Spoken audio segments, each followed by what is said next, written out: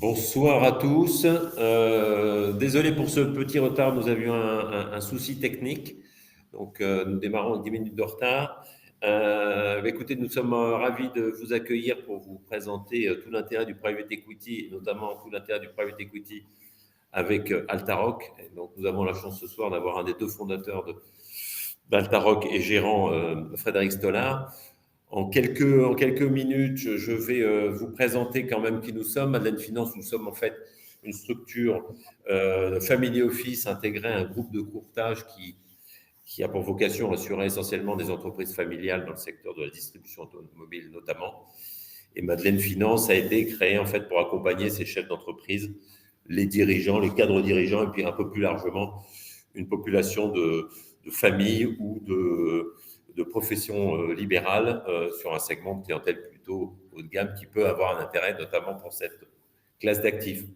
Donc notre mission comme Family Office, c'est à vocation à accompagner, que ce soit un dirigeant, un cadre dirigeant, enfin en tout cas une population plutôt, on va dire, haut de gamme sur l'ensemble de ces problématiques patrimoniales, que ce soit des sujets de retraite, de protection, de cession, de transmission d'entreprise si c'est le cas, et puis le moment venu d'investissement des liquidités dont il peut disposer sur l'ensemble des supports d'investissement existants, que ce soit de l'immobilier, de l'hôtellerie, des produits structurés, de la gestion classique, ou ce soir, comme nous allons l'évoquer, du private equity. L'idée véritablement, c'est en toute indépendance de pouvoir apporter à la fois du service, du conseil et des solutions d'investissement à nos clients, comme le fait un family office, sans avoir de biais partisans, puisque nous pouvons travailler avec tout le monde, sans contrainte, sur les sujets que j'ai évoqués, donc prévoyance, retraite, accompagnement sur le plan civil, les problèmes de fiscalité, de rémunération ou la stratégie d'investissement. Euh, alors, pourquoi le private equity? Parce qu'aujourd'hui, en France, on estime que le private equity est une classe d'actifs qui est sous-représentée dans les patrimoines financiers de nos clients. Les clients les plus fortunés, en général, ont déjà une proportion plus importante, mais en tout cas, en France, d'une façon générale, c'est encore un pourcentage assez faible. On peut y retrouver une espérance de gain intéressante sur une durée d'investissement plus longue. Ça présente pour beaucoup de clients moins de volatilité qu'un investissement sur les marchés d'actions traditionnels, sur les fonds ou les actions que vous pouvez connaître ou sur lesquels vous investissez traditionnellement. Et beaucoup de nos clients ne veulent plus de cette volatilité. Et puis, c'est peut-être un contexte positif, et ça, Frédéric va nous le dire, avec des valorisations d'entreprises qui ont plutôt baissé depuis 18 mois, notamment en raison de la hausse des taux.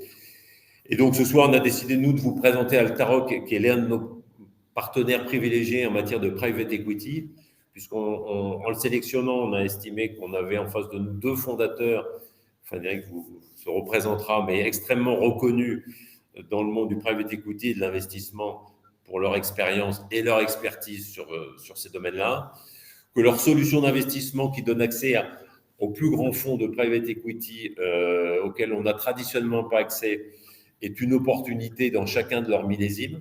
On verra l'intérêt justement de pouvoir investir dans chaque millésime. Et tout ça pour un ticket d'entrée beaucoup plus raisonnable que si certains clients cherchent à rentrer sur les fonds dans lesquels Frédéric va investir, qui souvent sont accessibles à partir de plusieurs millions, voire dizaines de millions, voire inaccessibles. Donc là, à partir de 100 000 euros, un fonds professionnel peut être accessible pour un client particulier.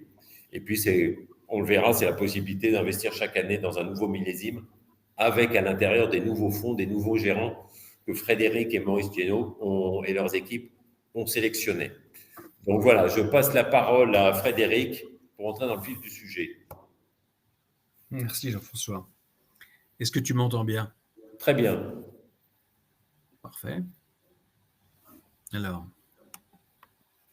est-ce que peut-être je peux me présenter, Jean-François. C'est peut-être le plus simple et le plus efficace parce que moi, je viens de l'industrie du private equity. Je fais ce métier d'investisseur institutionnel en private equity depuis 34 ans. Donc, tu m'entends bien, je fais l'hypothèse.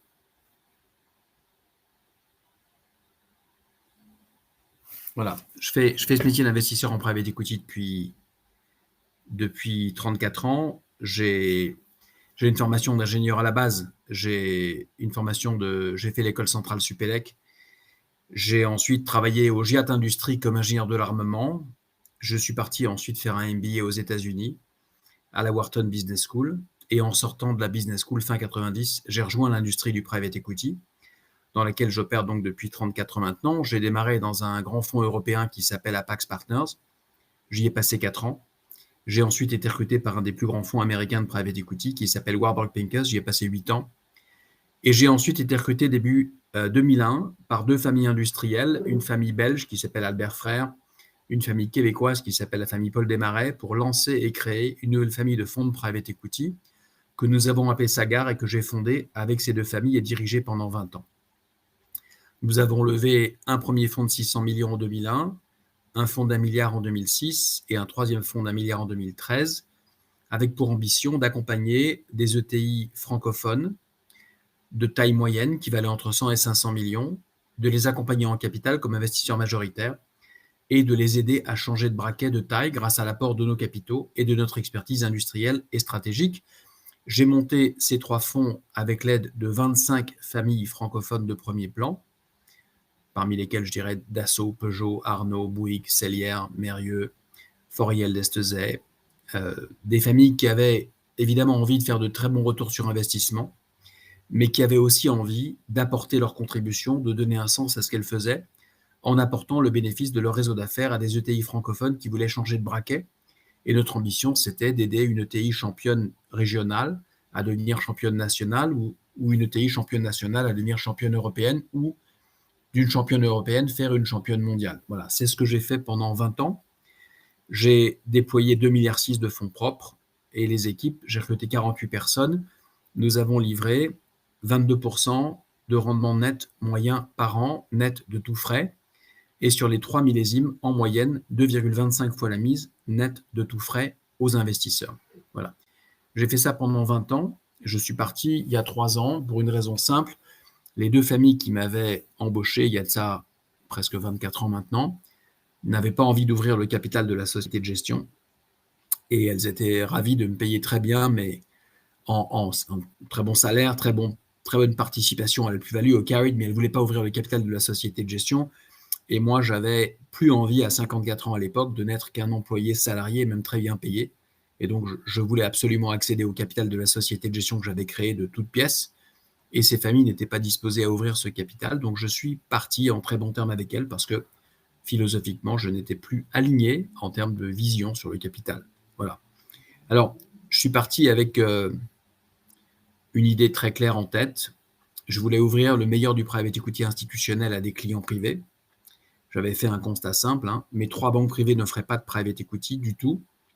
Et quand vous voulez investir dans un bon fonds de private equity mondial de la Ligue 1, eh bien, le ticket d'entrée est de 25 ou 30 millions. Si vous voulez un portefeuille diversifié de 6 fonds, il faut 150 à 180 millions. Un peu de co-investissement, il faut 250 millions. Les montants nécessaires pour investir efficacement en private equity étaient colossaux. Aucune banque n'en proposait et je me suis dit que j'allais créer une nouvelle société de gestion dont l'ambition serait de permettre à un client privé, à partir de 100 000 euros, d'accéder au meilleur du private equity mondial, et j'ai créé pour ce faire Altaroc. Donc, je me suis associé avec Maurice Chéniaud, qui est un des pionniers du private equity européen, qui a été mon patron chez Apax, parce qu'il a fondé Apax en 1972, en sortant de la business school, en sortant d'Harvard. Il avait fait HEC Harvard, il n'y a pas beaucoup de Français qui faisaient HEC Harvard en 72. Il a créé Apax, il a copiloté Apax pendant 50 ans. Il y a 30 ans, il a créé le premier fonds coté Evergreen français, avec pour ambition de permettre aux clients privés d'investir par la bourse en private equity, qui était une innovation radicale. Il a levé 10 millions d'euros. Ce véhicule coté aujourd'hui pèse 1,4 milliard. Il a entre-temps distribué 400 millions de dividendes. Donc, il a démontré que par la bourse, on pouvait, en Evergreen efficace, permettre à des clients privés d'investir en private equity. Et on a décidé de s'associer ensemble pour lancer Altaroc il y a de ça 3 ans. Alors, notre vision, notre conviction, nous qui venons du private equity institutionnel, c'est que dans 10 ans, les Français auront 10% de leur patrimoine total en private equity. Notre ambition, c'est de permettre à des clients privés, à partir de 100 000 euros, de se construire ces patrimoines d'exception, de qualité institutionnelle. Et notre exigence, c'est de construire ces portefeuilles de private equity autour des meilleurs fonds mondiaux pilotés par les plus grands gérants mondiaux. Voilà. Alors, bon, j'ai expliqué notre parcours, on se connaît très bien, on a travaillé ensemble il y a 35 ans maintenant, on a une amitié de longue date et nous sommes deux professionnels reconnus et chevronnés dans cette industrie. Aujourd'hui, on est 3 ans plus tard, j'ai créé la société il y a 3 ans, nous avons collecté 1 milliard auprès des clients privés, auprès de 8000 clients privés, nous avons recruté une équipe de 50 personnes, j'ai lancé 3 millésimes de grande qualité, un millésime 21, un millésime 22, un millésime 23. Nous lançons aujourd'hui le millésime 24 et nous avons réussi sur les millésimes 21, 22, 23 à investir chez 16 gérants d'exception pour permettre aux clients privés de s'exposer au meilleur du private equity mondial. Donc en termes de milestone, on est 3 ans après la création du projet, nous sommes le leader européen d'industrie, nous sommes 50 personnes, ça c'est juste la France d'ailleurs, on a ouvert la Suisse, la Belgique, le Luxembourg, la Hollande, l'Italie et l'Angleterre il y a quelques mois.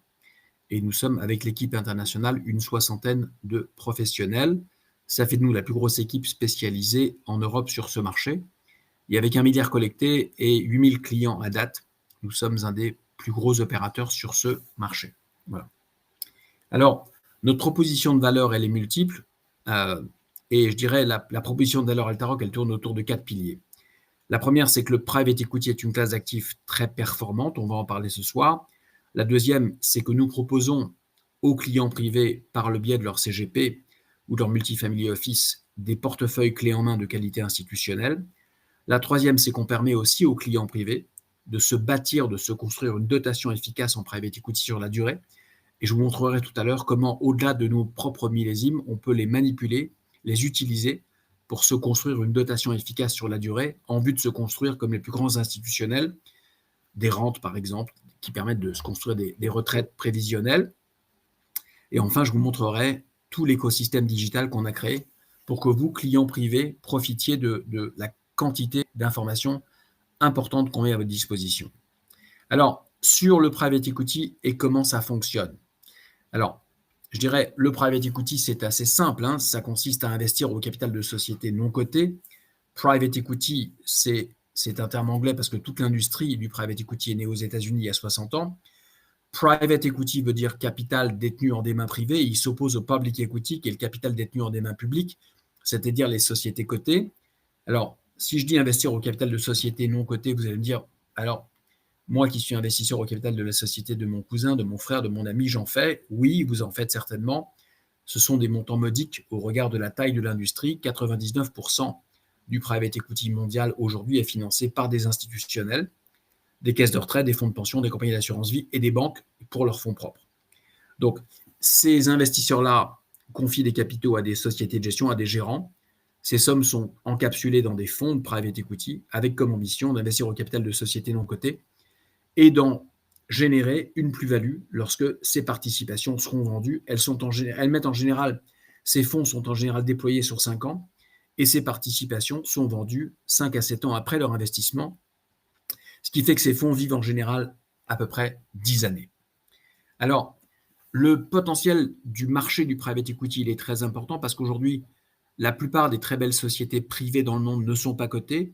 On vous a mis un graphe ici qui vous démontre que si on regarde les sociétés performantes qui font plus de 100 millions de dollars de chiffre d'affaires en Europe et aux États-Unis, moins de 10% de ces sociétés sont cotées en bourse et la plupart de ces sociétés sont détenues en main privée.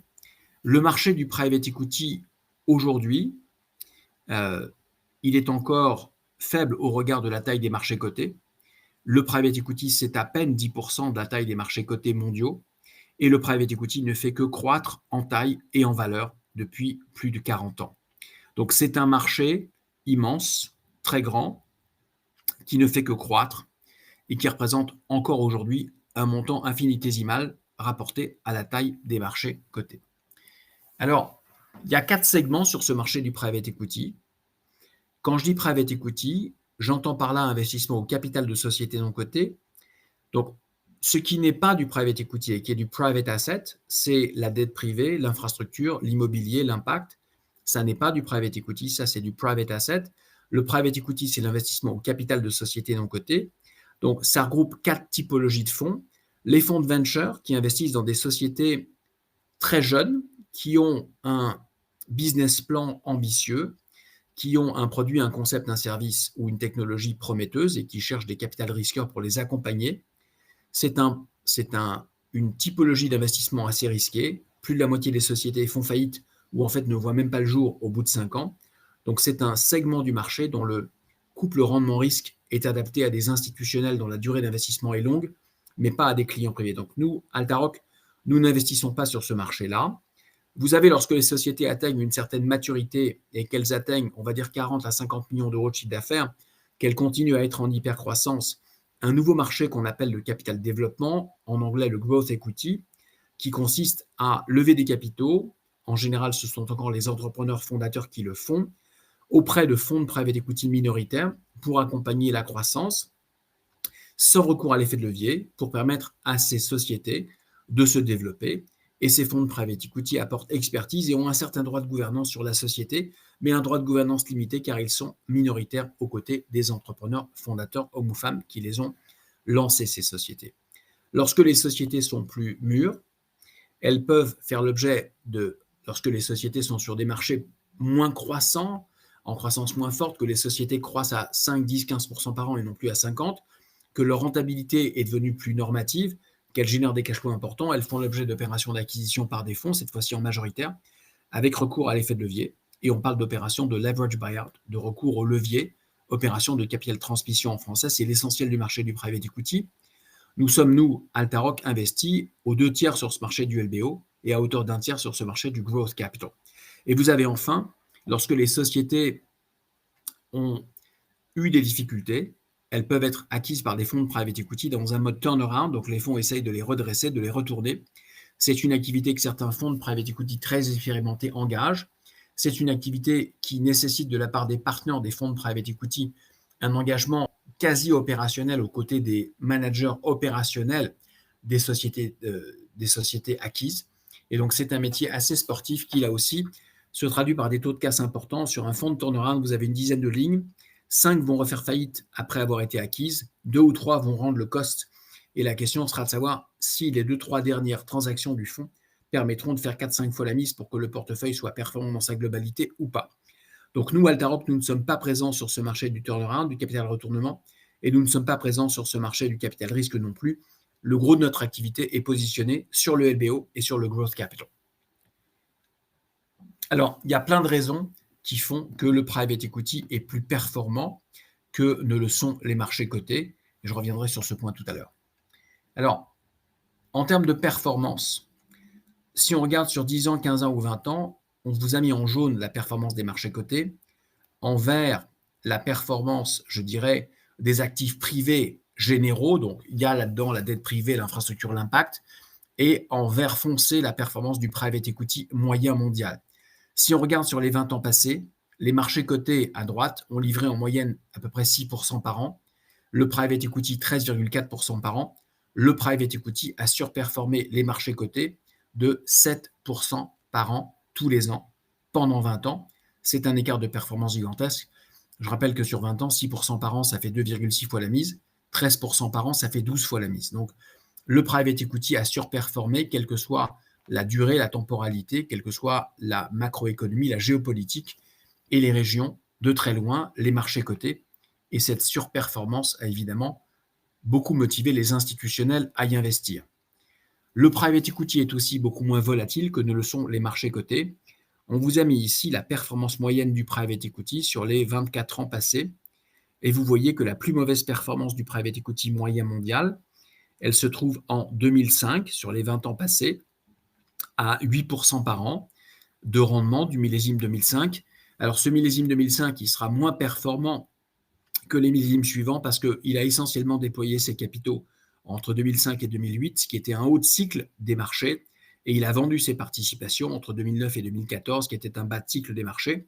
Mais ce qui est intéressant, c'est que dans la plus mauvaise période des 23 dernières années, le millésime 2005 a malgré tout livré une performance de 8% par an, alors que les marchés cotés, quand ils connaissent des crises systémiques, que ce soit la bulle Internet, la crise des subprimes, eh bien, le marché cotait des cotes de 40 ou 50% en période de crise, alors que la période la plus difficile du private equity sur les 23 ans passés a livré un peu plus de 8% net de frais sur ce millésime qui était le moins efficace de la décade. Donc on est sur un produit, le private equity, dont la volatilité est très inférieure à celle des marchés cotés. Si on avait graphé la performance des marchés cotés sur la même période, on aurait vu, comme on l'a dit, en 2001, la bulle Internet, et en 2008, crise des subprimes, des trous d'air à moins 40, moins 50%, ce que vous ne voyez pas sur le marché du private equity. Donc, c'est une moindre volatilité et aussi une vraie décorrélation, parce que lorsque vous regardez la performance du private equity en grande année de crise, regardez la performance du private equity en 2001 ou la performance du private equity en 2008, vous avez des millésimes très performants quand les marchés cotés livrent des performances très négatives. Donc, vous avez à la fois moindre volatilité et forte décorrélation. C'est un attribut très intéressant du marché du private equity. Alors, c'est une classe d'actifs dans laquelle les institutionnels sont fortement positionnés aujourd'hui. À droite, vous avez, je dirais, les fonds de pension américains qui sont exposés aujourd'hui à les fonds de pension américains, les fonds souverains ou les fonds de dotation des universités américaines, dont le taux d'équipement en private equity en pourcentage de tous leurs actifs sont compris entre 20 et 50%. Vous avez les familles dont le patrimoine est supérieur à 30 millions qui sont exposées en moyenne à plus de 17%. Et vous avez le capital des clients privés dont le patrimoine est inférieur à 30 millions, qui est le cas de la plupart des gens d'ailleurs, et avec un taux d'équipement compris entre 0% et 3%. Donc, le client privé aujourd'hui est très sous-équipé par rapport à des institutionnels plus efficaces et plus aguerris à la classe d'actifs, et il y a plein de raisons à ça que je vais commenter. Voilà. Maintenant, alors, nous, sur ce marché du private equity, on a une ambition très claire, c'est de vous offrir un accès à ce qu'on appelle le premier quartile mondial du private equity, c'est-à-dire les 25% des fonds les plus performants. Et je voulais vous montrer ce que les 25% des fonds les plus performants ont livré sur les 10 ans, les 15 ans, les 20 ans passés. On vous a mis en vert clair la performance des marchés moyens du private equity, en vert foncé la performance du premier quartile. Et vous voyez qu'en fait, sur les 20 ans passés, la moyenne du private equity à droite a livré 13%, le premier quartile a livré 22%. Vous avez pratiquement 9% d'écart de performance entre le premier quartile et la moyenne du marché du private equity. C'est un écart de performance gigantesque que vous n'avez pas sur les marchés cotés. Et donc, vous avez une prime incroyable à, je dirais, à la Ligue 1 du private equity, à ces 25% des meilleurs gérants. Et notre ambition est de créer chaque année un portefeuille autour des 6 meilleurs gérants mondiaux de private equity mondiaux sur les 5 ans, sur les 5000 gérants qui lèvent de l'argent tous les ans dans le monde. Donc, la raison d'être d'Altaroc, c'est de vous proposer un portefeuille construit autour de 6 gérants d'exception qui se situeront dans ce premier quartile mondial dont la surperformance a été très notable sur les 20 ans passés par rapport à la moyenne du marché. Alors, l'équipe qui choisit les fonds de private equity chez nous, c'est Maurice Chéniaud et moi-même. Nous venons de l'industrie du private equity. On a été patron de fonds pendant 50 ans pour Maurice, pendant plus de 25 ans pour moi. Nous sommes accompagnés par 2 sélectionneurs de fonds historiques. Louis Flamand, qui a été pendant 8 ans, entre autres choses, le patron du private equity mondial chez UBS, au sein de la banque privée. Et puis, sur les 7 dernières années, patron du private equity monde chez MetLife, qui est le plus gros assureur vie mondial et qui pilotait une allocation de plus de 30 milliards mondiale en private equity. Il est accompagné de Dimitri Bernard, qui a une quinzaine d'années d'expérience en private equity, 8 ans chez Ardian, qui est un des plus gros fonds de fonds au monde en private equity, et puis pendant 6 ans chez Indosuez, où il était responsable au sein de la banque privée de la sélection des fonds européens de private equity. Donc, on connaît intimement l'industrie. Louis était au conseil d'administration des 15 plus gros fonds du monde. Maurice et moi avons été patrons de fonds, donc on a opéré dans l'industrie. À nous 4, nous connaissons intimement la planète private equity mondiale. Alors, on a des critères de construction de portefeuille chez Altaroc qui sont extrêmement clairs et très sévères. Il y a à peu près 5000 fonds de private equity qui lèvent de l'argent dans le monde. On a pour ambition de choisir les 6 meilleurs. Pour ça, on a une grille de sélection qui est extrêmement sévère. Et je voulais vous partager notre méthodologie de sélection et notre ligne éditoriale, si je peux m'exprimer ainsi. D'abord, on ne s'intéresse qu'à 2 segments du marché qui sont le growth et le buyout. Ce marché-là, c'est à peu près 2000 gérants qui lèvent de l'argent tous les ans dans le monde. Ensuite, une fois qu'on a dit ça, on va appliquer 3 critères très quantitatifs. On ne va s'intéresser qu'à des gérants qui ont 25 ans d'histoire, parce qu'on veut une visibilité sur la façon dont ces gérants ont performé sur les millésimes complexes, ceux de 2001, ceux de 2008, et on veut également comprendre comment les firmes montées par ces pionniers du private equity ont su passer la main à des générations futures de partenaires, hommes et femmes, qui seront celles qui, sur les 15 prochaines années, piloteront nos capitaux. Et pour se conforter sur la capacité de ces pionniers à passer la main à des générations futures et à avoir des pyramides de partenaires aux âges multiples, et pour se donner du confort sur la capacité de ces gérants à traverser des crises économiques, on veut 25 ans de track record, c'est notre critère number one. Notre critère numéro 2, au-delà de la longévité, c'est la performance de ces gérants. On veut n'investir que chez des gérants dont le plus mauvais millésime a été de 15% net sur les 25 années passées et 2 fois la mise cash on cash sur les 25 années passées. Donc, c'est un critère de performance extrêmement exigeant. Et on veut enfin ne s'intéresser qu'à des gérants qui lèvent à minima 1 milliard, parce qu'on pense que des gérants qui lèvent moins d'1 milliard sont très dépendants de 1 ou 2 partenaires clés qui, s'ils devaient quitter la société de gestion, mettraient le fonds en péril. Donc, on a décidé de ne se concentrer que sur des gérants qui ont au moins 5 milliards sous gestion et dont la taille du millésime enlevé dans lequel on investirait serait supérieure à 1 milliard d'euros. Quand on conjugue ces 3 critères d'investissement, il ne reste plus dans le monde du LBO et du buyout qu'une centaine d'acteurs dans le monde, ouverts chaque année. On va ensuite appliquer 2 critères complémentaires, un sur la géographie et un autre sur les secteurs. Alors, sur la géographie, on fait un constat simple. Le meilleur du private equity mondial, il est américain, parce que l'industrie est née aux États-Unis il y a 60 ans et c'est un métier de compagnonnage, le private equity. Et la réalité, c'est que le private equity US, premier quartile, a livré entre 25 et 30% net par an pendant 20 ans tous les ans, quand le premier quartile européen a livré quelque part entre 17 et 20. Il y a à peu près 10 points d'écart de performance entre les US et l'Europe, pas parce qu'ils sont plus intelligents, parce qu'ils ont démarré avant nous. Et donc notre portefeuille est très tilté US, 45% du portefeuille est américain, 45% du portefeuille est européen et 10% du portefeuille est Asie et reste du monde. On a ensuite une forte conviction sectorielle. On ne veut accompagner que des gérants spécialisés sur nos secteurs de prédilection qui sont le logiciel à 50%, la santé à 20%, les services professionnels à 20% et ce qu'on appelle le consumer digital à 10%. Alors, on a une très forte exposition au monde du logiciel. Ce ne sont pas des éditeurs de logiciels classiques tels que vous avez pu les connaître il y a 10 ans qui vous vendaient une licence et puis qui 10 ans après vous vendaient la version 2.0 de cette licence et qui dans l'intervalle vous vendaient un peu de maintenance. Parce que ça, c'était un marché assez cyclique parce qu'on pouvait toujours reporter l'achat d'une nouvelle licence quelque part. Nous nous intéressons à des éditeurs de logiciels ou en tout cas à des gérants qui investissent dans des éditeurs de logiciels qui vendent non pas des licences mais des abonnements sur le cloud. En fait, ils vendent des abonnements, ils vendent des droits à utiliser le logiciel. Et donc, vous n'êtes plus un client qui, une fois tous les 10 ans, achète un logiciel. Vous êtes un client corporate qui allait vous abonner tous les ans, voire tous les mois, au droit d'utiliser un logiciel sur le cloud en mode SaaS, lequel logiciel est optimisé en permanence tous les jours, ce qui fait que vous avez à tout moment la dernière version du logiciel sans attendre la V2 10 ans plus tard.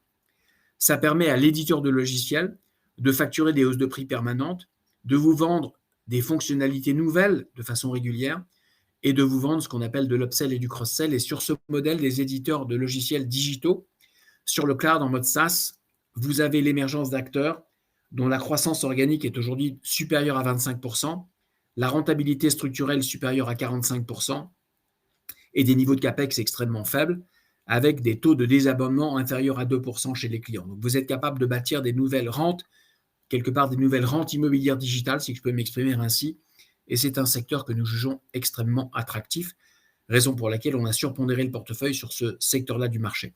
Donc quand on conjugue nos 3 critères de base, longévité, performance et taille critique, concentré sur le monde du growth et du buyout, avec cette exposition sectorielle et géographique que j'ai décrite, il y a une vingtaine de gérants dans le monde qui sont chaque année ouverts à la souscription et qui correspondent à nos critères de beauté. On va camper chez ces 20 gérants et on essaye de retenir pour nos clients privés les 6 meilleurs gérants mondiaux ouverts à la souscription parmi ces 20-là. Voilà. Alors, j'ai oublié un point important, c'est que Maurice Chéniaud et moi-même, on investit chaque année 33 millions à titre personnel dans nos portefeuilles, de telle sorte que sur 21, 22, 23, on a investi 100 millions. Nous sommes les premiers clients de nos fonds. Et donc, on regarde ce portefeuille et la construction de ce portefeuille en tant qu'investisseur significatif et non pas uniquement en tant que distributeur de produits Altaroc. Alors, ce portefeuille, il est compliqué pour vous de le construire à la main, quelque part, et c'est tout l'intérêt d'Altaroc parce qu'il est difficile d'identifier ses gérants. Le ticket minimum chez ces gérants est typiquement de 30 millions, donc 6 gérants à 30 millions, ce sont des tailles qui ne sont pas accessibles à des clients privés. Les gérants qu'on a choisis sont tous sursouscrits, donc il est très difficile d'y avoir des allocations. Et enfin, ces gérants ne s'intéressent pas aux clients privés aujourd'hui. Donc, si vous voulez vous bâtir ces portefeuilles, vous avez besoin de passer par des agrégateurs tels qu'Altaroc pour être capable, à partir de 100 000 euros, que vous soyez une personne physique ou une personne morale, de vous bâtir et de vous construire ces portefeuilles de private equity mondiaux diversifiés. Voilà. Alors, évidemment, on est très ESG aussi. Nous sommes article 8 au regard des critères de l'ESG. Et donc, on est très concentré sur des fonds de private equity qui correspondent à nos critères ESG. Et ça limite aussi considérablement notre univers de chasse, sachant que les meilleurs gérants mondiaux le sont aujourd'hui, mais c'est aussi un élément important. On veut donner du sens à ce qu'on fait, vous voulez donner du sens à ce que vous faites, et donc on est très soucieux de ne se concentrer que sur des gérants qui sont très respectueux, évidemment des PRI, des principes de l'investissement responsable, et qui correspondent à nos critères de sélectivité sur les fondamentaux de l'ESG. Voilà. Alors, le millésime Altaroc 2024, il est très cohérent avec les millésimes précédents 21, 22, 23, et il s'appuie sur une sélection de gérants que je vais vous présenter ici. Alors que ça, c'est notre territoire de chasse, ce sont les gérants chez lesquels on est en train de finir nos diligences, sachant que ces gérants ne sont pas encore ouverts à la souscription et qu'ils le seront prochainement, mais ça vous donne déjà une idée du portefeuille qu'on est en train de bâtir pour vous. Nordic Capital, c'est un des tout meilleurs fonds scandinaves de private equity. C'est un gérant qui a, plus de 35 ans d'histoire, qui a déployé 30 milliards d'euros et qui a livré 18% de rendement net moyen par an sur ces 30 milliards et depuis 35 ans. Il est spécialisé sur le monde de la santé et sur le monde du logiciel dans le monde de la santé. Donc, c'est un gérant ultra spécialisé santé Europe du Nord mid-market, dans lequel il est très difficile d'avoir des allocations. Inflection, c'est un gérant de LBO britannique, très spécialisé sur l'Angleterre et la Hollande, très spécialisé sur le monde des business services et très spécialisé sur le fait de n'accompagner que les entrepreneurs. Donc, Inflection n'achète pas de business à des fonds, n'achète pas de business à des industriels, ne sort pas de société de la cote, il ne veut accompagner que des entrepreneurs à la manœuvre et il veut être le premier investisseur institutionnel à côté de fondateurs historiques dans des business qui croissent à plus de 20% par an et qui font plus de 20% de marge d'EBITDA. Inflection a déployé 10 milliards de sterling depuis 25 ans à 25% de performance nette de frais par an et 2,3 fois la mise. Five Arrows, c'est un gérant issu de la galaxie Rothschild. C'est un gérant très spécialisé sur les éditeurs de logiciels et la santé qui a déployé plus de 25 milliards depuis un tout petit peu moins de 20 ans. On a un peu dérogé à la règle parce qu'en fait, l'équipe de partenaires existe depuis beaucoup plus longtemps que ça. Ils ont livré 25% de TRI net, 3,2 fois la mise. C'est un gérant remarquable, mid-market européen sur nos secteurs de prédilection. Et enfin, sur le terrain de jeu européen, nous avons décidé d'investir chez le petit fonds de Bridgepoint, qui est un fonds de 2 milliards, qui est le fonds mid-market de Bridgepoint, qui est un gérant pan-européen très spécialisé sur nos 4 secteurs de prédilection et qui a déployé plus de 30 milliards d'euros depuis 40 ans avec une performance nette de 29% en moyenne par an, tous les ans, depuis 40 ans. Ça vous donne un peu une idée de la qualité du portefeuille européen qu'on envisage de construire, des performances historiques comprises entre 18% et 29% net par an, et des multiples de mise compris entre 2,2 et 3,2. Voilà. Sur nos gérants américains, on a 2 gérants de growth, un gérant de LBO. Donc, dans les gérants de growth, on a, je pense, les 2 meilleurs gérants mondiaux de growth equity, Summit et General Atlantic. Donc, 2 gérants qui ont à peu près 40 à 50 ans d'histoire chacun. Summit est né en 84, il a déployé presque 40 milliards avec un TRI net moyen historique de 33% et un multiple de mise net moyen de 2,9 fois. Quant à General Atlantic, il a livré un TRI un peu inférieur parce qu'il a eu quelques déconvenues en Chine sur des très grosses lignes. C'était l'investisseur le plus gros dans Alibaba et dans TikTok. Et donc, très récemment, sa performance historique a un peu baissé suite aux déconvenues de ces deux grosses participations historiques. Mais on est sur des rendements moyens historiques sur 50 ans qui sont spectaculaires. Et nous avons en ligne de mire Vista, qui est le fonds américain le plus performant historiquement dans le monde du LBO chez les éditeurs de logiciels et qui a déployé un peu plus de 100 milliards sur les 23 ans passés avec une performance nette de 23% et un multiple de mise de 2,3. Voilà. Sans vouloir vous assommer avec des chiffres, ça vous donne un peu une idée de la qualité des gérants chez qui on envisage d'investir. Ce sont des gérants qui ont livré, si je fais simple, entre 18 et 35% de TRI net de tout frais par an, tous les ans depuis 20 ans, très en ligne avec la promesse que je vous avais faite dans la ligne éditoriale de construction du portefeuille. Voilà. Alors, une petite question pratique, comment marche un fonds Altaroc quand vous engagez 100 000 euros, que vous soyez personne morale ou personne physique, comment ça fonctionne? Eh bien, c'est très simple, on va vous appeler 20% par an tous les ans pendant 5 ans. Donc, vous serez appelé 1er avril et 1er octobre à hauteur de 10% de votre engagement. Vous avez une très bonne visibilité sur les appels de fonds du millésime. Vous savez très exactement quand vous serez appelé sur les 5 ans qui viendront. C'est une simplification majeure qu'on a apportée au marché parce que chacun des 7 gérants que j'ai identifiés fait typiquement 5 à 10 appels de fonds par an. Sur 7 gérants, ça veut dire 35 à 70 appels. C'est très compliqué à gérer pour vous. Vous n'êtes pas organisé pour le faire. On le met en place par le biais d'un abonnement simple, 10% par semestre. Et nous, on gère la volatilité des appels de fonds par une ligne de revolver qu'on a mis en place au sein de notre véhicule et qui est incorporée à notre modèle de prix. Voilà. Alors, en termes de cash flow, on a voulu ici vous présenter une simulation assez simplifiée d'un millésime Altaroc. Sur un engagement à 100 000 euros, vous serez appelé à hauteur de 20% par an tous les ans, comme je l'ai dit, donc c'est les boîtes vertes en haut.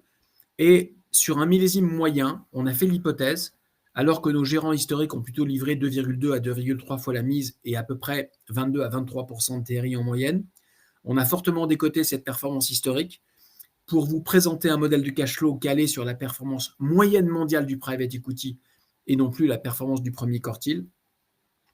Et en fait, on a modélisé un fonds qui allait rendre 1,7 et non pas 2,3 et un fonds qui allait rendre 13% de TRI et non pas 22 ou 23%. Et donc, quand vous engagez 100 000, vous allez récupérer 170 000 euros. Typiquement, comment ça va se passer? À partir de la 4e année, je vais récupérer 10 000 euros sur l'année 4 et l'année 5, 40 000 euros sur les années 6 et les années 7, ce qui fait qu'en fin d'année 7, j'ai récupéré mon capital, donc il est appelé sur 5 ans. J'ai des distributions à partir de l'année 4 et en fin d'année 7, j'ai récupéré ma mise.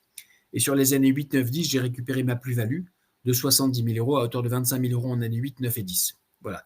Ça, c'est le schéma de cash flow historique du private equity mondial et on fait l'hypothèse qu'un millésime Altaroc livrera cette performance.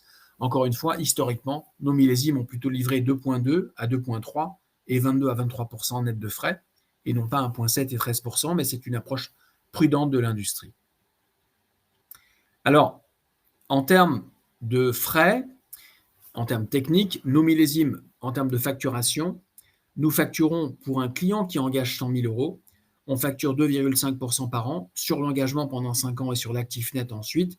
Et pour un client qui engage plus de 10 millions d'euros, on facture 1,5% par an sur les mêmes assiettes. Alors, ça, c'est le millésime Altaroc. Donc, ça, c'est, je dirais, le millésime Altaroc classique, si je peux me permettre.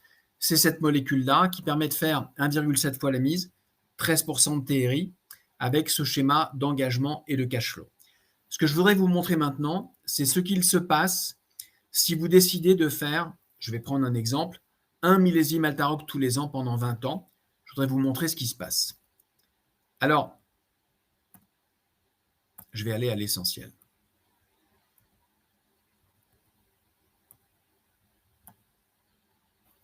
Si vous faites un millésime Altaroc par an tous les ans pendant 20 ans, qu'est-ce qui va se passer? Eh bien, vous n'allez pas être appelé de 20 fois 100 000 euros égale 2 millions d'euros. Vous allez être appelé du fait des distributions à partir de l'année 4 qui vont vous permettre de financer une partie de vos engagements futurs, du fait de ce recyclage, vous n'allez être appelé qu'à hauteur de 300 000 euros en fin d'année 6. Et à partir de l'année 10, vous allez recevoir en fait des distributions de l'ordre de 170 000 euros, qui est en fait votre fameux 1,7, pour des engagements de 100 000 euros.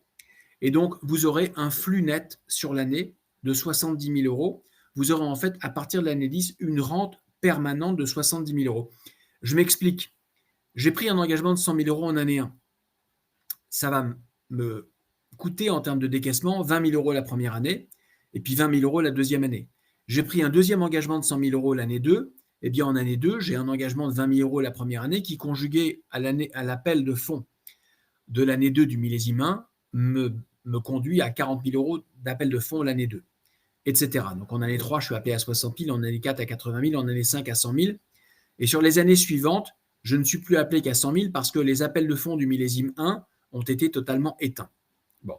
En termes de distribution, à partir de l'année 4, je reçois 10 000 euros qui sont, si vous vous souvenez de ma courbe tout à l'heure, la première distribution du millésime 1. En année 5, je reçois la deuxième distribution du millésime 1, puis la première distribution du millésime 2, etc. Et en fait, quand on concatène sur Excel notre modèle de cash flow, on se rend compte qu'en année 10, on va recevoir 170 000 euros de distribution et qu'on n'aura que 100 000 euros d'appel de fonds. Et en fait, on crée cette rente récurrente, permanente, à partir de l'année 10, qui permet de se bâtir, comme le font les plus grands institutionnels qui engagent tous les ans en private equity, une rente permanente de 70 000 euros pour un engagement total de 310 000 euros. Vous voyez ainsi que la façon efficace d'engager 310 000 euros, c'était de mettre 100 000 euros d'engagement par an. Ça ne vous aura coûté en capital au travail que 310 000 euros pour une rente de 70 000 euros net, avant imposition bien sûr. Si vous êtes soumis à la flat tax, ces 70 000 euros seront imposés à 30%, ça fait 21 000 euros d'impôt. Il vous restera 49 000 euros net, ce qui fait que sur 310 000 euros au travail, vous aurez une rente de 49 000 euros net d'impôt à partir de l'année 10. C'est ce qu'on a appelé le programme RIOP. C'est la construction de façon quasiment institutionnelle d'un revenu récurrent à partir de l'année 10 grâce à la souscription, je dirais, successive de millésimes Altaroc qui, encore une fois, ne coûteront que 300 000 euros sur 20 ans et non pas 2 millions d'euros sur 20 ans. Voilà. Alors, vous avez d'autres stratégies patrimoniales possibles parce que là, on a présenté la construction d'une rente à partir de l'année 10. Les équipes de Madeleine vous présenteront, si vous le souhaitez, comment vous bâtir des stratégies patrimoniales alternatives. Vous pourriez, par exemple, vous fixer une ambition d'avoir un patrimoine de 1 ou 2 millions d'euros dans 10 ans, par exemple, sans distribution de revenus intermédiaires. Eh bien, les équipes de Madeleine vous montreront comment, grâce à notre outil de simulation et à notre programme RIOP légèrement différent de celui que je vous ai présenté, vous pouvez y parvenir. Et enfin, Altaroc, c'est aussi un écosystème digital assez unique pour les clients privés. C'est un site internet avec des contenus très riches sur le private equity, sur des formations à du private equity, sur qui sont les gérants qu'on a accompagnés par le passé et qui sont les gérants qu'on vous propose. Et c'est aussi, bien sûr, un espace investisseur dédié sur le cloud en SaaS pour que vous puissiez suivre sur votre téléphone portable l'actualité de vos millésimes et la performance de votre portefeuille millésimé. Alors, le site internet, on vient de le refaire complètement. Je pense qu'il est assez révolutionnaire et vous verrez la qualité des contenus qu'on vous y offre. Quant à l'espace investisseur, être capable de suivre sur son portable la performance de son portefeuille à tout instant, je pense que c'est un luxe qu'aucune banque privée n'offre aujourd'hui dans le monde. Voilà. Alors, l'espace altaroc.pe, je vous invite à le consulter. Vous verrez, la quantité de contenu est assez considérable. Il est très didactique. J'espère que vous trouverez plaisir à le consulter. On a lancé, pour améliorer la qualité de nos contenus, hier soir, on a lancé un partenariat avec BFM Business pour enrichir la connaissance des clients privés sur le private equity. On a lancé une série télé qui aura lieu tous les mois, dans lesquelles on explique comment fonctionne le private equity en plus de nos contenus. Et donc, on a lancé sur notre site internet une chaîne altaroc.tv qui reprend les entretiens que nous faisons avec les plus grands entrepreneurs de la planète et qui reprendra aussi l'émission qu'on fait tous les mois sur BFM. Voilà. Et l'espace investisseur, Jean-François, il est très complet, très exhaustif et vous pouvez suivre la performance de tous vos sous-jacents sur votre espace investisseur dédié. Voilà. En quelques mots, avec beaucoup de reporting financier et ESG.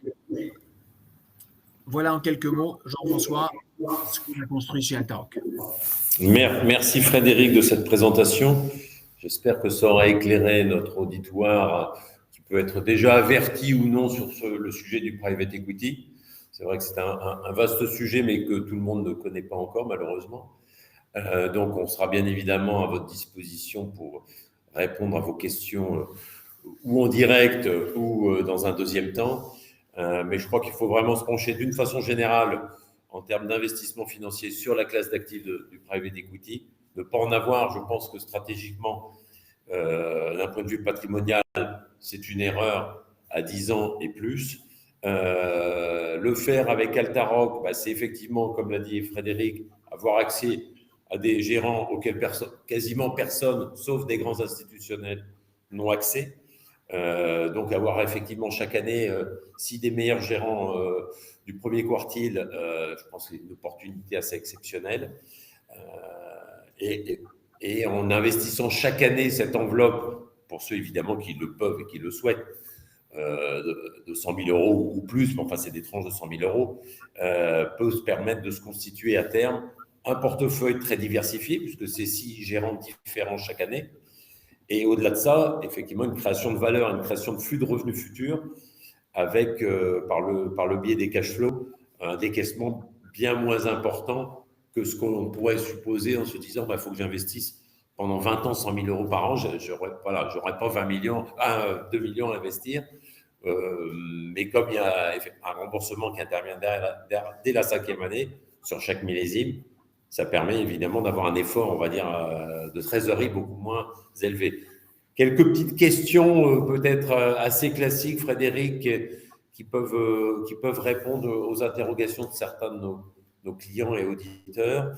Le timing aujourd'hui, parce que on voit qu'il y a quand même beaucoup de choses qui se passent à la fois dans le secteur immobilier, évidemment, dans le private equity, on lit beaucoup de choses. C'est pas forcément évident de s'y retrouver quand on ne fait pas partie de cet univers. Est-ce que c'est le bon moment ou pas pour y aller? Je vais te répondre, Jean-François. La réalité, il n'y a pas de bon moment pour y aller, dans le sens où, pour 2 raisons. La première, quand tu regardes ce que font les grands institutionnels, en fait, ils font le programme REUP que je t'ai décrit, c'est exactement ce qu'ils font. Ils investissent tous les ans en private equity parce que c'est très compliqué de savoir le meilleur moment. Et surtout, un point très important, si tu reviens sur quelque chose que j'ai présenté tout à l'heure, je voudrais revenir sur un point très important qui est la courbe de cash flow. Si tu regardes ici, Jean-François, un portefeuille de private equity Altaroc qui va être en fait investi avec 5 points d'entrée, si tu veux. 20% de ton portefeuille va être engagé tous les ans pendant 5 ans. Et ton portefeuille va commencer à être désinvesti en année 4 et tu vas avoir 10 points de sortie en termes de désinvestissement. Donc, un portefeuille Altaroc, tu ne choisis pas le moment d'entrée et le moment de sortie comme tu le fais sur un portefeuille coté. Tu as un brassage naturel des engagements et des distributions. Et en fait, au sein d'un même millésime, tu vas avoir 5 moments d'achat par les fonds sous-jacents et 6 points de sortie par les fonds sous-jacents. Donc, par sa construction même, un millésime de private equity, il est impossible de faire du market timing parce qu'il va lui-même s'exposer quelque part à 10 cycles économiques au sein de son portefeuille. Donc, le portefeuille est lui-même auto-diversifié. Maintenant, si tu me demandes quel est l'impact des taux d'intérêt et de la conjoncture actuelle sur le monde du private equity, la réalité, c'est que les valorisations du monde du private equity ont baissé depuis 3 ans. Les multiples d'EBITDA, qui sont un peu la référence de marché, ont perdu à peu près 25 à 30% depuis 3 ans. Et donc, les experts mondiaux s'accordent à dire aujourd'hui qu'on est sur un point d'entrée attractif du marché du private equity. Donc, je n'aime pas tellement, moi, donner de recommandations sur le market timing parce que je pense que c'est impossible à faire. Maintenant, l'avis des experts, c'est que la hausse des taux, elle s'est traduite par un renchérissement du coût du crédit. Et comme le crédit est plus élevé, comme le coût du crédit est plus élevé dans un LBO, pour compenser la hausse du coût du crédit, les prix d'entrée ont baissé. Les TRI sont améliorés en conséquence. Et donc, les fonds qu'on accompagne, nous, en tout cas, considèrent que le moment actuel est un moment très favorable d'entrer sur le marché. Non, je te pose la question parce qu'évidemment, c'est une question qu'on nous pose souvent. En tout cas, des clients qui n'ont jamais fait de private equity compte tenu de l'environnement général et de ce qu'ils peuvent lire, se demandent est-ce que c'est le bon moment pour commencer en tout cas à se constituer un portefeuille. Mais en plus, avec votre système de re-up, évidemment, on lisse les points d'entrée et on diversifie les gérants. Donc, je dirais que quasiment chaque année, je suis d'accord avec toi, c'est le bon moment d'y aller, puisque de toute façon, l'idée, ce n'est pas de faire un coup une fois, mais c'est de se constituer à terme une classe d'actifs dans son patrimoine financier et qui aujourd'hui, en général, est très peu représentée dans les patrimoines financiers des clients qu'on peut rencontrer, hein, sauf quelques-uns qui sont plus avertis. Donc, non, c'est important. C'est très important, Jean-François, et ça veut dire que si un client à toi te dit aujourd'hui, je vais prendre un exemple, prends un client qui a 3 millions de patrimoine total et qui dit, Jean-François, j'aimerais mettre 10% au travail en private equity, j'aimerais mettre 300 000 euros en private equity au travail. Ce client-là ne devrait pas tout mettre sur le millésime 24, Jean-François. Ce qu'il devrait faire, il devrait lisser son exposition sur les prochains millésimes. Il devrait s'engager sur une dotation re-up. Il aura 300 000 euros au travail et il sera diversifié sur 10 millésimes Altaroc et à terme sur 20 millésimes Altaroc. C'est ça la bonne façon de faire et c'est ça la bonne façon d'éviter de se poser la question et c'est un bon moment de rentrer maintenant. Il faut découper quelque part son paquet en 3 morceaux pour avoir découper son engagement en 3 et c'est ça qu'il faut engager de façon récurrente tous les ans. D'accord. Autre question, évidemment, qu'on a fréquemment, c'est quand on parle de vous, c'est pour des gens qui encore ne connaissent pas forcément cet univers et des acteurs qui ont pu exister ou existent encore on va dire, dans une offre plus retail, grand public, qui faisait avant des fonds des fonds ISF ou des FCPI ou des FCPR. C'est quel est vraiment votre facteur de différenciation par rapport aux acteurs qui ciblent la même clientèle? Alors, ça n'a rien à voir, Jean-François. Je vais expliquer. Le monde de la défiscalisation des FCPI a existé il y a encore 3-4 ans. Ça fait 25 ans qu'il existe. Il avait une ambition, offrir de la défiscalisation. Et il a utilisé un prétexte qui était le support du private equity.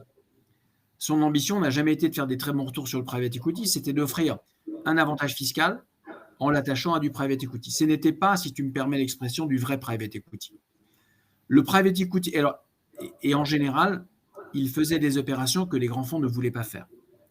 Le private equity qu'on propose ici aujourd'hui, c'est un private equity institutionnel. Il n'y a pas d'avantage fiscal attaché. Alors, le client peut le souscrire dans une assurance vie luxembourgeoise s'il veut.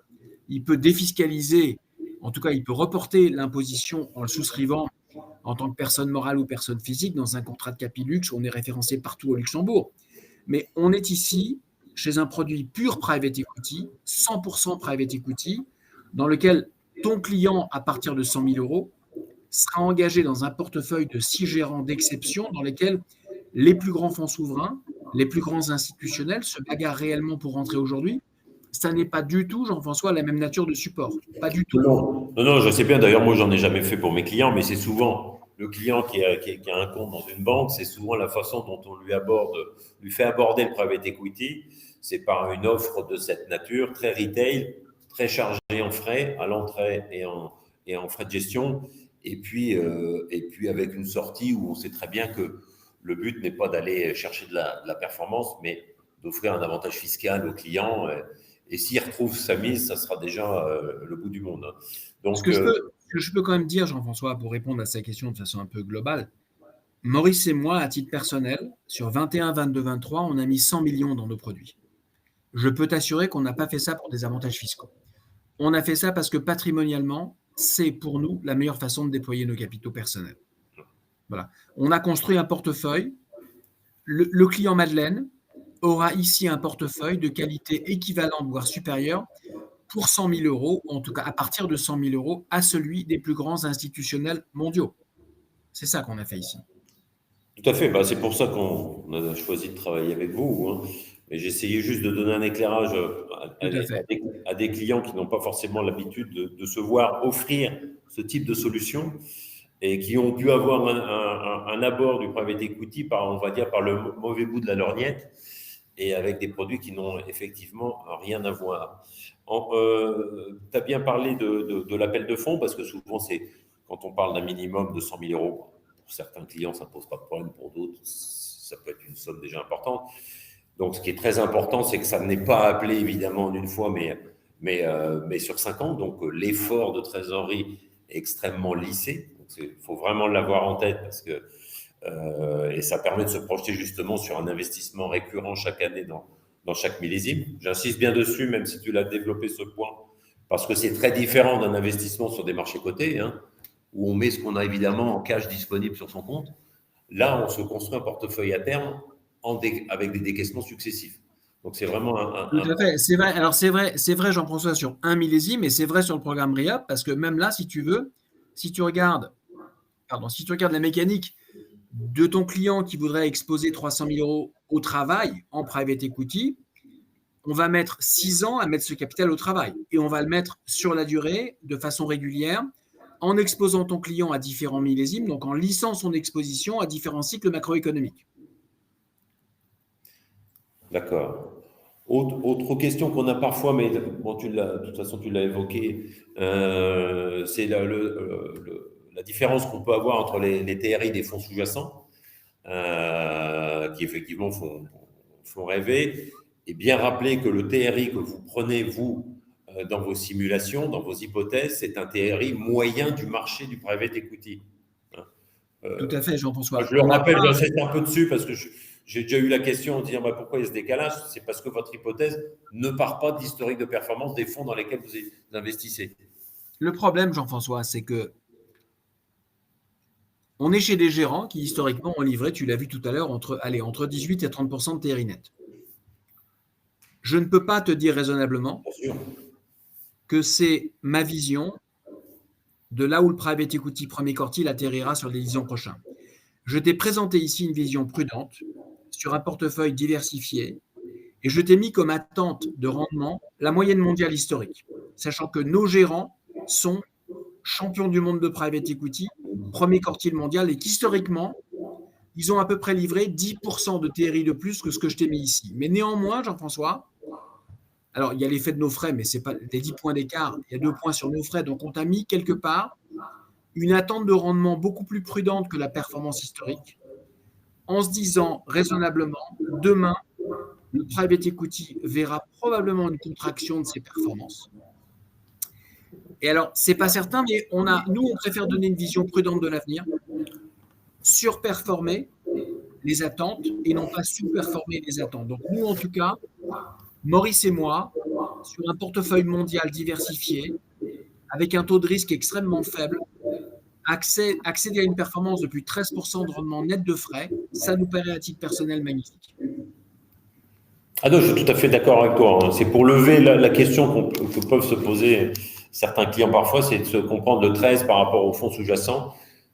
Et de toute façon, nous, on préfère tout à fait présenter des hypothèses conservatrices et avoir délivré des bonnes surprises que l'inverse. Donc, de toute façon, quand on regarde des marchés actions cotées, on n'est pas sur ces niveaux de performance moyenne historique, donc on est déjà au-dessus, même avec un taux de 13% qui est plutôt conservateur. Et on n'a pas la même volatilité. Donc, je trouve que, en tout cas, nous, dans nos investissements financiers, on fait très peu de marchés cotés, de moins en moins, et on fait de plus en plus de private equity, parce que nos clients en ont marre de, une année de faire plus 20, l'année suivante de faire moins 25, et de voir des gérants qui, en général, ont bien du mal à atteindre leur indice de référence. Je ne parle même pas de le dépasser. Donc, j'ai insisté dessus parce que sur ce slide, le 13% ressort bien, mais bien indiqué que c'est une hypothèse conservatrice que vous prenez, et je vous en remercie puisque nous on préfère, quand on conseille des familles, partir sur des hypothèses prudentes. En termes de frais, le fait de travailler via un véhicule comme Altaroc, même si on sait que ça donne accès évidemment à des gérants d'exception, est-ce que le client se retrouve, ou est-ce que parfois on peut se dire oui, mais il y a un fonds au-dessus d'un autre fonds? Comment se gère justement le fait qu'il y ait des fonds sous-jacents? Disons, je vais répondre autrement à ta question. Aujourd'hui, Jean-François, nous, on est 56 personnes. 50 personnes en France, 6 personnes à l'international. Il y a 56 personnes pour construire et diligenter, piloter, reporter sur ces portefeuilles. Aujourd'hui, alors, il faut que le client privé accepte que ça va lui coûter à peu près 2%. Ce portefeuille va coûter à ton client, alors sur un client à 100 000, 2,5, sur un client beaucoup plus fortuné à 10 millions, 1,5, on va dire en moyenne 2%. Le coût d'un portefeuille clé en main Altaroc totalement piloté par nous, c'est 2%. Maintenant, ce serait une erreur de penser, même un institutionnel a des coûts, Jean-François. Donc, il va acheter un portefeuille de fonds, mais lui, il a une équipe pour le piloter. Il a un coût pour le piloter. Alors, est-ce que ça lui coûte à lui 2%? Non, parce qu'il va amortir son équipe sur des montants beaucoup plus importants. Mais notre proposition de valeur à nous, c'est de donner accès à tes clients clé en main à un portefeuille best-of private equity mondial auquel ils ne pourraient pas avoir accès, de le concocter avec une ligne éditoriale très claire, un niveau de service très important, une dimension full digital, un engagement serviciel qui est énorme. On reçoit 2500 appels par mois, Jean-François, de CGP comme toi, qui nous posent des questions parce que tes clients ont des points fiscaux qui veulent éclairer. On a simplifié les appels de fonds, on a un reporting très transparent sur tout ce qui se passe. Je ne pense pas qu'un client privé puisse se construire ce portefeuille moins cher que ça. Pour être très complet, Jean-François, aujourd'hui, nous, on n'est pas encore rentable. Donc nous, ça nous coûte à peu près 3% pour fabriquer ça par an. On le facture 2. Alors, on a l'ambition de continuer à collecter. Alors, l'ambition qu'on a, c'est que fin 2024, on veut être au point en termes de rentabilité. Mais c'est pour te donner une petite idée. On dépense à peu près 25 millions par an de frais, en euros, pour bâtir et construire cette équipe et ces portefeuilles. C'est très onéreux.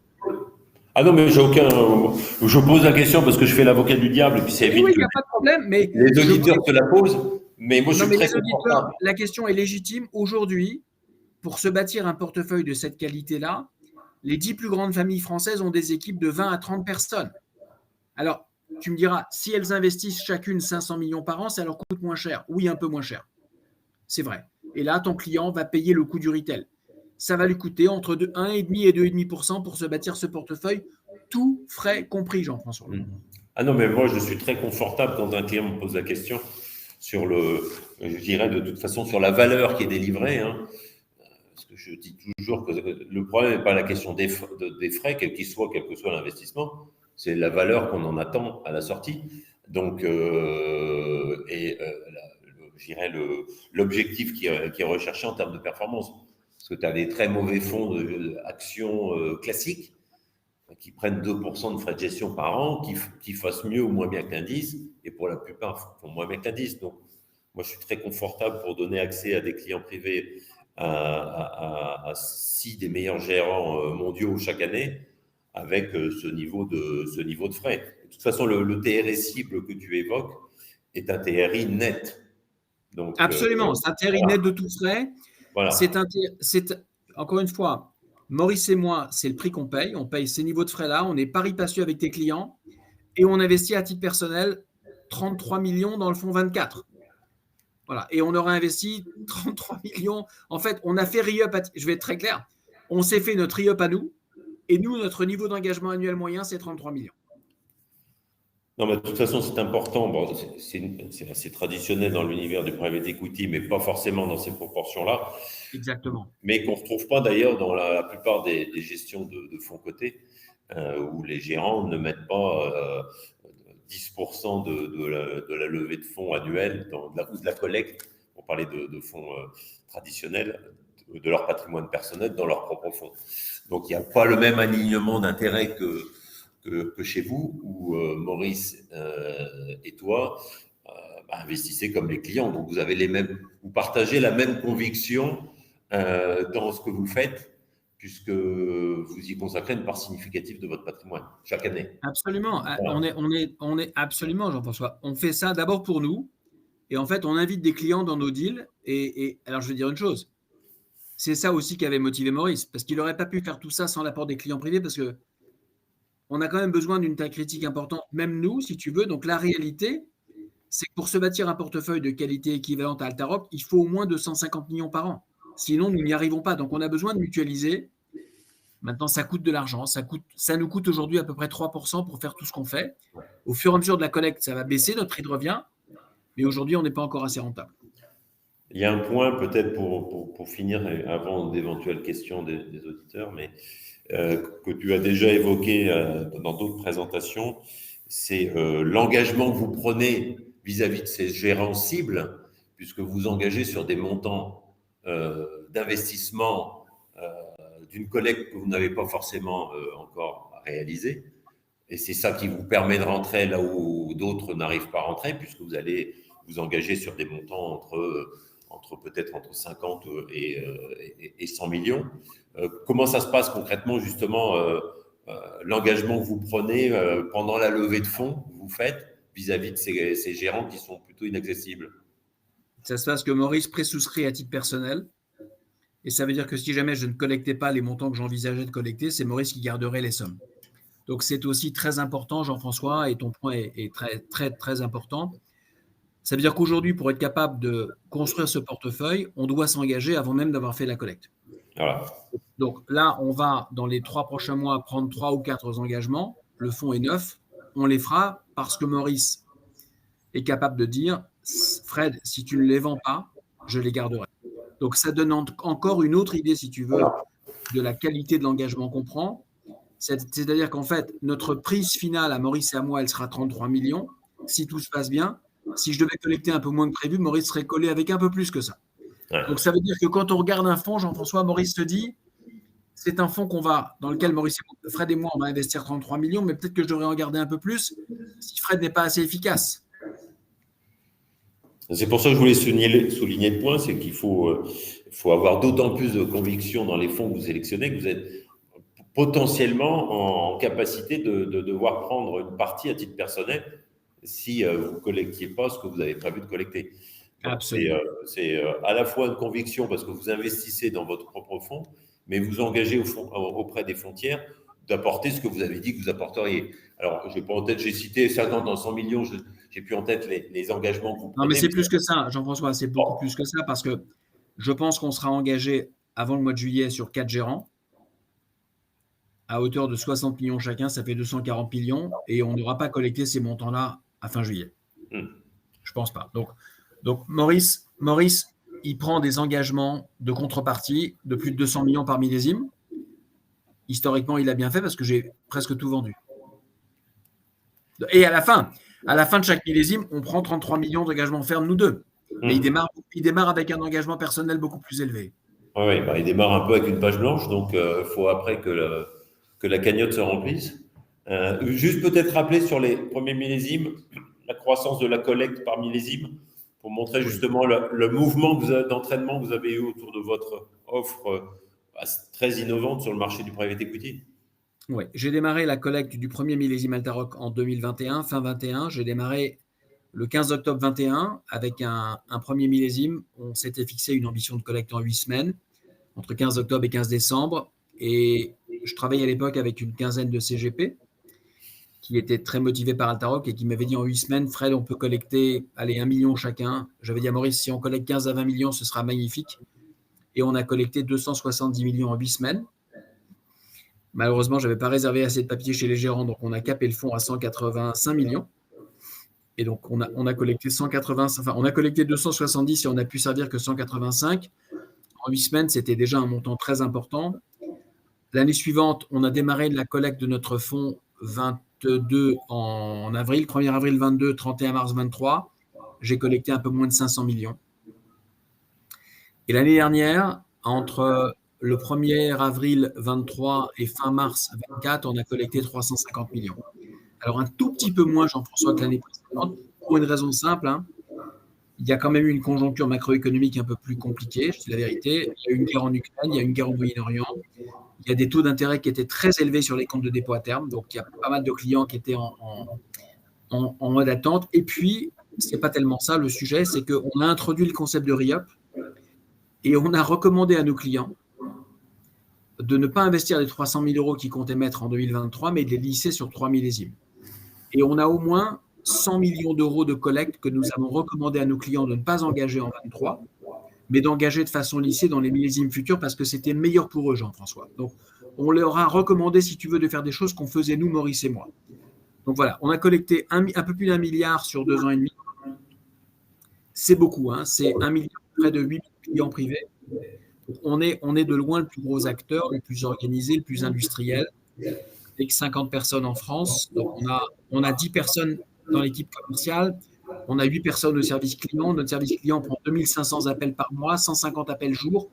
Donc, on a une équipe qui est très structurée, très organisée, très industrielle et qui permet de construire clé en main ces millésimes avec un reporting d'exception, avec une centralisation totale de tout ce qu'on fait et pour essayer d'offrir, eh bien, si tu veux, un portefeuille institutionnel à des clients privés à partir de 100 000 euros. Peut-être pour conclure et libérer notre auditeur et te libérer, peut-être juste rappeler comment ça se passe pour le re-up en termes d'engagement. Est-ce que ça veut dire que le client prend un engagement ferme de lisser un investissement de 200, 300, 400 000 euros? Comment ça se passe concrètement? Non, il n'est pas engagé, Jean-François. En fait, c'est une recommandation que nous lui faisons. En fait, ce qu'on dit à ton client, c'est monsieur, madame, si vous voulez engager 300 000 euros, notre recommandation à nous, c'est de ne pas mettre tout sur le premier millésime, de les lisser sur les millésimes à venir. Vous n'êtes pas obligé de le faire. Alors, certains clients qui veulent absolument engager 300 000 peuvent le faire. D'autres clients qui voudront déployer sur le programme RIAP, donc je le remets à l'écran, Jean-François. En fait, c'est une recommandation. Donc, ton client, on lui recommande, je reviens sur mon graphe, on lui recommande de prendre 100 000 euros d'engagement par an. Mais si en année 3, il veut s'arrêter, il peut s'arrêter, Jean-François. Il n'y a pas d'obligation contractuelle. C'est quelque part notre meilleure recommandation pour se bâtir un patrimoine, une rente sur la durée. Si le client en année 3, il ne veut plus le faire, il n'est pas du tout tenu de faire les millésimes futurs. Il n'y a aucun engagement contractuel. C'est une discipline d'investissement qu'on recommande, si tu veux. D'accord. Très bien. Je pense que, moi, je te remercie Frédéric de cette intervention. J'espère qu'elle aura pu éclairer notre auditoire sur le private equity d'une façon générale, même si c'est un vaste sujet sur lequel j'imagine tu auras pu parler des heures. Et puis surtout sur l'offre proposée par Altaroc. J'espère que tout le monde aura bien perçu le facteur différenciant très fort, à la fois sur l'organisation, la structuration de votre offre, et puis sur la qualité des gérants que vous allez sélectionner. Parce que là, ça paraît simple de dire on prend 6 gérants parmi les 25 dans le premier quartile, mais on voit pas forcément, on n'apprend pas forcément le travail que ça représente chez vous avant de décider d'aller investir chez eux et d'avoir l'accord de ces gérants pour que vous rentriez chez eux, parce qu'ils ne font pas rentrer non plus tout le monde, si tant est que vous ayez les montants. Donc, il faut vraiment avoir conscience que cet accès est assez exceptionnel à ces gérants chaque année, et que ça représente un travail. Vous étiez il y a 3-4 ans une petite dizaine, je crois. Vous êtes une soixantaine. Non, je vais dire, non, alors, j'apprécie beaucoup ce que tu dis. Juste un point pour éclairer les auditeurs qui sont encore avec nous. Sur les 20 ou 25 gérants qui correspondent à nos critères de beauté, on va aller camper chez eux pendant 4 mois, Jean-François. Ouais. On va aller camper à 4 chez eux pendant 4 mois pour bâtir le portefeuille, les diligenter et aussi les convaincre de nous laisser rentrer. Quand j'ai démarré il y a 2 ans et demi, on était 2, Maurice et moi. Aujourd'hui, on est 58 personnes exactement. Donc, on a bâti une structure assez industrielle. On est de loin la plus grande structure en Europe qui faisons ce métier de l'institutionnel pour les clients privés. Et donc, on y a mis beaucoup de moyens, beaucoup d'équipes, beaucoup de structures, beaucoup de digital aussi, beaucoup de technologie, beaucoup de contenu. Et j'invite les auditeurs qui sont encore avec nous à aller sur le site altaroc.pe. Je pense que cela donnera une idée de la qualité des contenus qu'on produit et de la qualité de l'offre qu'on sélectionne pour eux, en fait. Écoute, merci beaucoup Frédéric de cette présentation et de ton temps qui est précieux. Non, mais merci à toi. Et merci à tous les auditeurs de nous écouter et de prêter une oreille bienveillante.